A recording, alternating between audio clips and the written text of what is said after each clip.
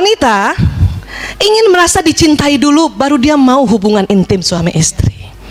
Tapi pria, ya, ingin hubungan intim dulu, baru dia akan merasakan dan memberi cinta. Kebalik-balik berapa lama, Bu? Ya, ini dia. Tahu kenapa begini? Karena anatomi hipotalamus laki-laki 2,5 kali lebar dari perempuan.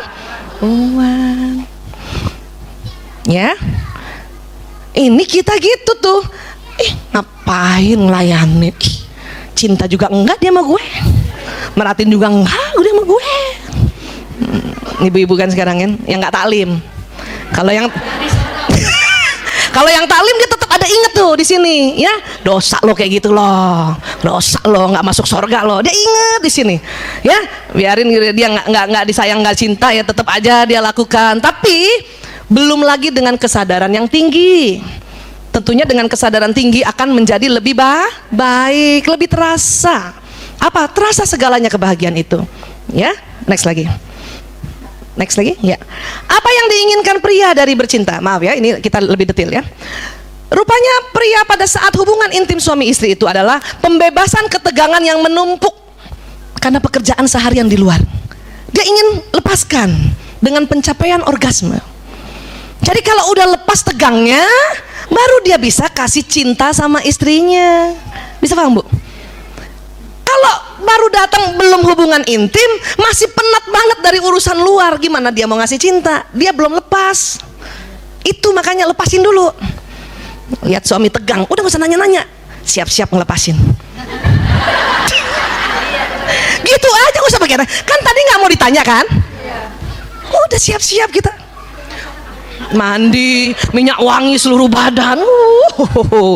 Supaya apa? Kita bantu lepaskan supaya kita dapat cintanya. Kan enak. Tapi kalau kita nggak paham, ya, udahlah lihat muka dia datar, lurus, nggak denger. Kan ya? Penat. Ngomong cinta juga sama kita enggak. I love you susah. Ya, lembut juga enggak. Kan marah kita kan. Kayak gitu mau dilayanin. Kan salah lagi. Salah lagi. Kenapa? Karena lain. Ya, next lagi. Apa yang diinginkan wanita dari bercinta? Wanita justru merasa harus membangun ketegangan dalam waktu yang lebih panjang dan berbagai persyaratan, yaitu perhatian dan pasangannya dan bicara. Kita baru mau hubungan intim kalau dari pagi udah diajak ngomong, ya, udah dibelai-belai, udah diperhatiin, mau dengan rela. Tapi dengan anatomi otak pria yang seperti itu, ya, otot wajah yang seperti itu, ini akan nggak ketemu. Lingkarannya jadi kayak lingkaran ini gini, iya lagi, ya kan? Iya. Lanjut ya, next. Nih lihat nih, cara memuaskan seorang wanita setiap waktu. Jadi wanita tuh ingin diginikan dulu nih, Bu, dengerin. Dibelai, dipuji, kasih kemanjaan, senangkan hatinya, berikan aroma, berikan pijatan, perbaiki sesuatu barangnya, barangkali HP-nya rusak. Kadang empati, kasih empati dulu. Perempuan senang juga kalau yang punya bakat nyanyi dinyanyi-nyanyiin, disanjung, didukung, kasih makanan, kasih ketenangan, ya, kasih humor, ketentraman, rangsangan, bujukan, dekapan, iya. Dan perempuan maunya tidak dilihat kelebihan lemaknya, timangan, semangat, kedamaian, perlindungan, maunya ditelepon. Kalau sehari itu barangkali 3 kali ditelepon, mau tuh dengan rela malam berhubungan, hiburan, kasih pesona, dibawakan bebannya.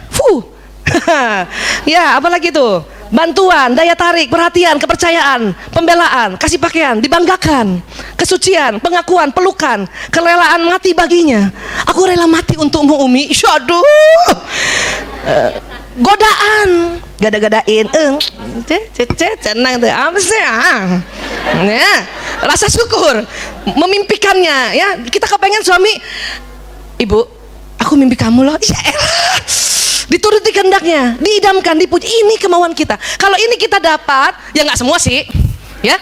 Barang 2, barang 3, barang 4. Mau dengan rela kita hubungan intim. Ini yang tadi saya bilang, kita butuh ketegangan dari sepanjang itu. Tapi laki-laki kan bukan begitu, ya. Nah sekarang kita lihat lagi cara memuaskan seorang pria setiap waktu. Bagaimana caranya? Hanya satu, dekati dirinya tanpa busana.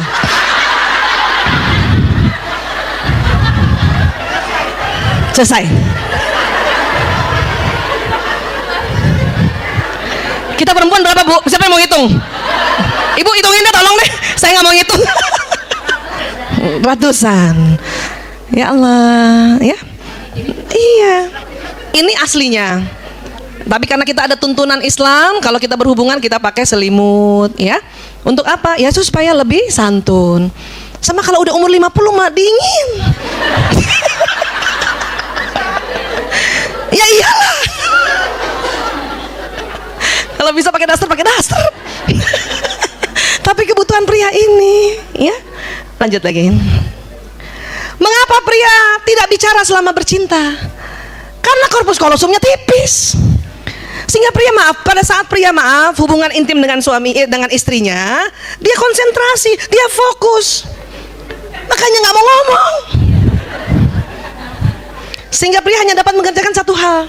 Dan nggak usah takut ibu merasa gini, dia hubungan sama aku, dia inget siapa ya? Nggak usah. Pria itu fokus, Bu. Perempuan yang justru bisa. Maaf, lagi diajak hubungan intim sama suaminya, karena mikirnya bisa banyak, karena korpus kolosum tebal, masih diingat semua. Ya Allah, tuh cucian belum dijemur, belum diangkat. Aduh, tuh anak siapa yang jemput? Itu perempuan. Tapi laki-laki, Bu, ketahuilah dia konsentrasi. Maaf, yang seandainya pun seorang laki-laki punya istri lebih dari satu, nggak usah takut istrinya. Pada saat yang istri pertama, dia akan fokus di pertama, yang kedua dia akan kedua. Nggak usah cemburu.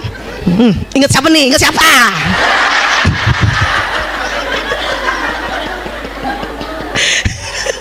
Ya Allah, Bu, saya semakin banyak belajar neuroscience semakin paham dan mulai ikhlas. Bisa paham ya, Bu? Ya, next lagi. Tapi bagi seorang wanita, bicara adalah bagian penting dari pemanasan sebelum bercinta. Karena kata-kata sangat penting baginya. Jika selama bercinta seorang pria berhenti bicara, seorang wanita mungkin akan mengira ia tidak lagi tertarik padanya. Padahal tuh laki lagi konsentrasi. Berapa lama kita kekeliruan ini, Bu? Sudahlah, lagi konsentrasi, nggak mau ngomong, kita paranoid. Ya? Gue disangka gedebong pisang doang.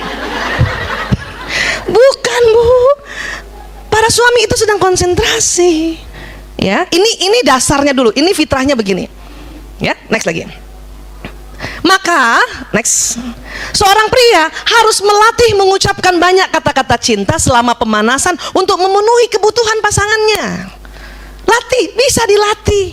Tapi di awal untuk foreplay, untuk pemanasan dilatih. Ya. Pakai ngomong deh pokoknya deh, ya, iya, ya. Dan next, seorang wanita harus belajar berhenti bicara selama bercinta dan hanya menggunakan suara vokal untuk menjaga gairah pasangannya. Jangan ngomong, Bu.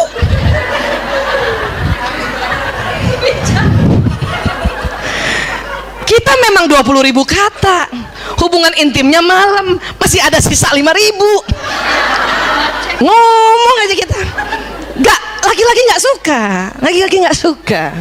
Malam aja masih ada, bisa kita ngoceh sisa 5.000, apalagi kalau hubungan intim pada subuh. Masih 20.000 lengkap mulut kita. Kadang semua diomongin, cepet pak. Kenapa? Belum bakar roti, Pak.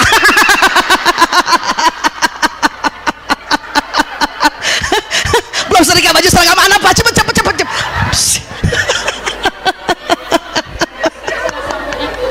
20.000 kata masih di awal. Kadang suami pada sholat subuh kan, ya, dia minta dulu hubungan intim. Kita masih lengkap 20.000 kata. Jadi seorang wanita yang belajar berhenti bicara selama bercinta, ini amal solehanya tinggi besar, mengalir pahalanya. Aduh, ya Bu ya. Jangan ketawa tapi ya Bu. Pas lagi berhenti ngomong, lagi bercinta, ingat modul di sini. Ngapain kamu ikut mobil? Aduh, ya Allah, ya. Dan laki-laki harus latih, bapak-bapak maaf, berlatihlah untuk mengucapkan banyak kata-kata cinta, ya. Supaya apa? Kebutuhan emosi kita terpenuhi semuanya, kan enak, ya. Next lagi. Ya. Jika seorang wanita ingin menyenangkan seorang pria dengan menyentuhnya secara alami, wanita membelai-belai kepala pria dengan lembut, mengusap wajahnya, mengusap punggungnya dengan lembut. Ternyata jenis sentuhan ini hanya memiliki dampak kecil saja pada kebanyakan pria, bahkan kadang-kadang terasa mengganggu. Kan kita mau romantis kan, belai, belakangnya isek-isek, senang pria, tapi dampaknya nggak terlalu besar. Next lagi. Pria lebih suka disentuh terutama pada area khusus sesering mungkin. Ya.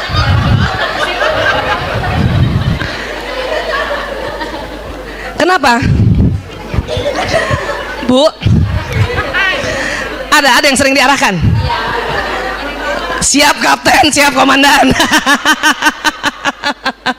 Kadang ibu marah kan, apaan sih? Malu-malu gitu kan, apaan sih? Mudah-mudahan setelah pulang sini, apa? Oh.